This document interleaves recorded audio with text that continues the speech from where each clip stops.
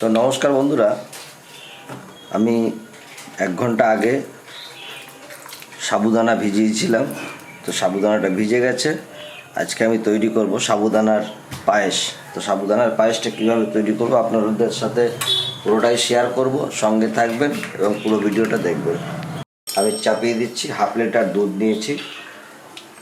দুধটা আমি ফুটতে চাপিয়ে দিচ্ছি, দুধটা একটু শুকিয়ে নেব। সাবুদানাটা আমার পুরোপুরি ভিজে গেছে।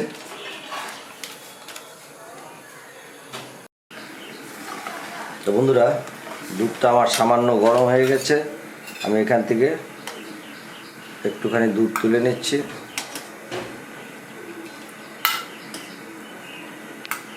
আমি 3টে এলাচ নিয়েছি, এলাচটা আমি ভেঙে দুধের মধ্যে দিয়ে দেবো। এলাচটা আমি দিয়ে দিচ্ছি আগেই।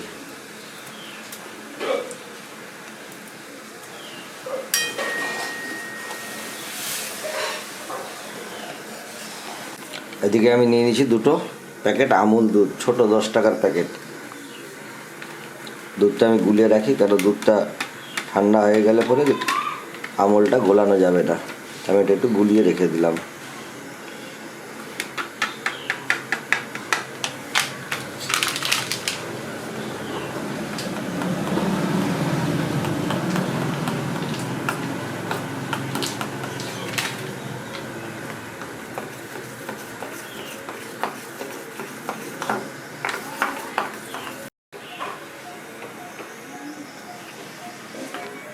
আমি নিয়েছি 4-5টা আলমন্ড বাদাম।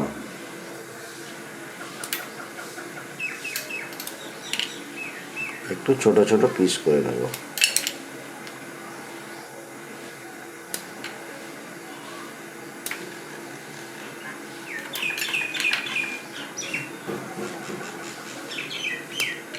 নিয়েছি কটা কাজু বাদাম। তবে কাজু বাদামটা দুটো করে টুকরো করব, খালি মাঝামাঝি ছাড়িয়ে দেবো।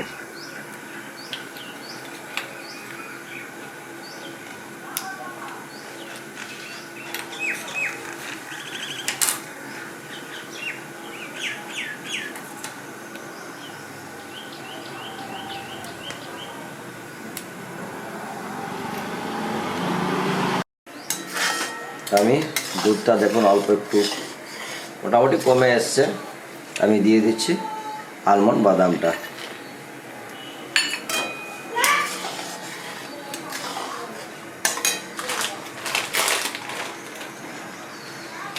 সঙ্গে দিয়ে দেবো কটা কিশমিশ।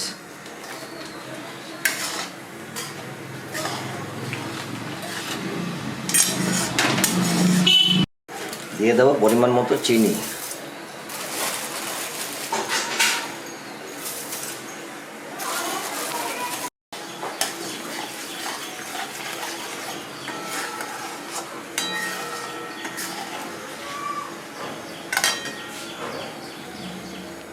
এই যে দেখুন আমার দুধটা শুকিয়ে গেছে।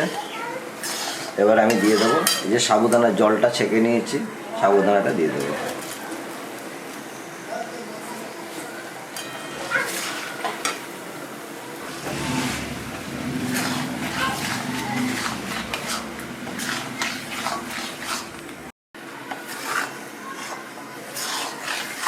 খুব কম সময়ের মধ্যে সাবুদানার পায়েস বানিয়ে খেতে পারবেন এবং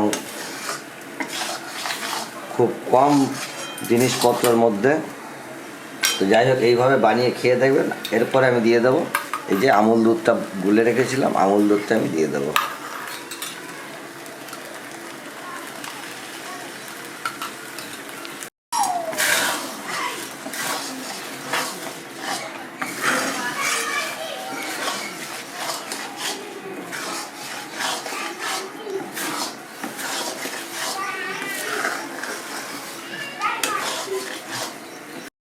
এই যে বন্ধুরা দেখুন, সুন্দর সাবুদানার পায়েস বানিয়ে ফেলেছি। তো আপনারা এইভাবে বানিয়ে বাড়িতে ছেলে মেয়েদেরকে খাওয়াবেন, নিজেরাও খেয়ে দেখবেন, ভীষণ আনন্দ পাবেন, ভীষণ আনন্দ পাবেন। এই যে আমার পায়েসটা রেডি হয়ে গেছে, আমি নামিয়ে নিচ্ছি।